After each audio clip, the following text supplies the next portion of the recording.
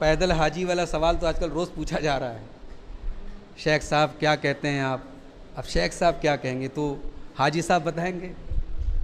देखिए, पैदल हज करना, एक मसला तो ये है कि पैदल हज करने की शरई हैसियत क्या है। तो हमारे उलमा मौजूद हैं, पैदल हज करना जायज़ है। नबी सल्लल्लाहु अलैहि वसल्लम के दौर में भी जायज़ था, आज भी जायज़ है, मगर उसकी लिमिट क्या है। अब आज हिंदुस्तान से कोई आदमी पैदल हज करने जा रहा है तो जाहिर है कि ये एक पब्लिसिटी स्टंट है बस।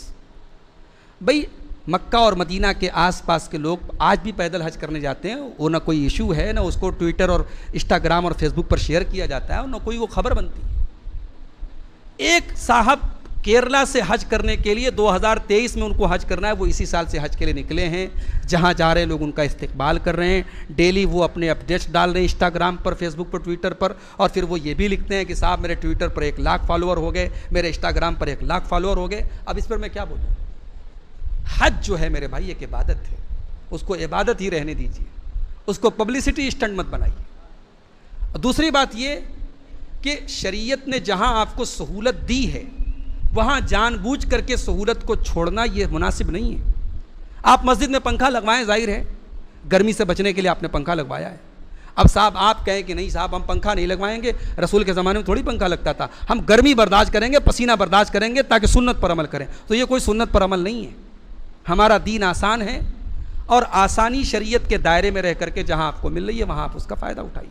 हमारे मुल्क में आज से 30 साल पहले लोग पानी के जहाज़ से हज करने जाते थे, 6-6 महीने का सफ़र होता था, बड़ी मुश्किलें होती थी। हाजी साहब जब जाने लगते थे उनके बच्चे रो रो करके उनसे मुसाफा करते थे कि पता नहीं हाजी साहब वापस लौटेंगे कि नहीं।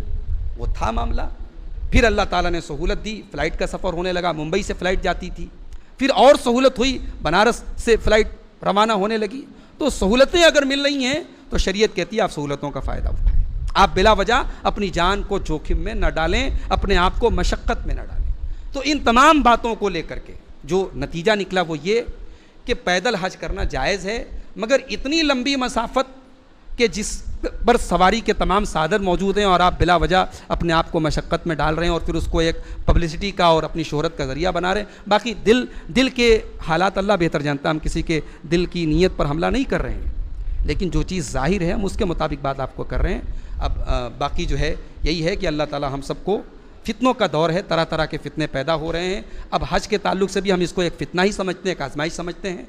अल्लाह ने अगर आपको ताकत दी है, आप सवारी से हज के लिए जाएं, जो वसाइल हैं उनके ज़रिए आप हज हो जाएं।